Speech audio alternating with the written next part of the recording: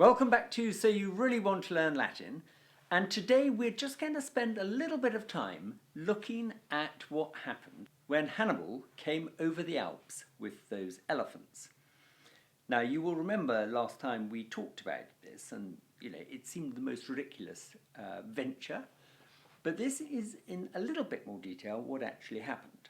First of all, he created some diversionary raids on the west coast of Sicily and Italy, just to keep the Romans sort of on their toes. And then he set out with an army of 38,000 soldiers and 8,000 horsemen. He also brought 37 elephants, just to add tone to what would otherwise have been a vulgar brawl. So at the head of this army, he marched up over the Pyrenees, along the southern coast of Gaul, and crossed over the River Rhone at Arles. He then had to get his elephants over the river, which he did with some rafts, and then from there up into the Alps. In doing so, he escaped the clutches of the Roman general Scipio, who simply couldn't believe anyone would be daft enough to go up into the Alps with an army like that.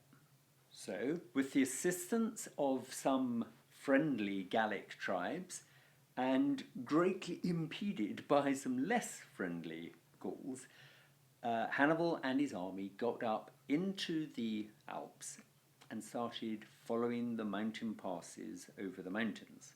He had to fight a Gallic tribe called the Allobrogenes. That's a bit of a tongue twister for you. And there were boulders kind of rolling down the hill on top of people and causing all sorts of grief. So it was a pretty precarious journey. On they went, and morale was, pretty low at this stage.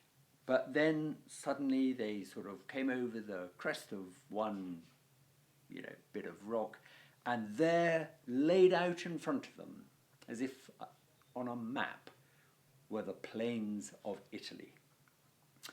At one stage, they came across an enormous rock that was blocking their path. And no one had actually invented gunpowder at this stage, at least not the sort of gunpowder you could take with you on a trip up into the Alps.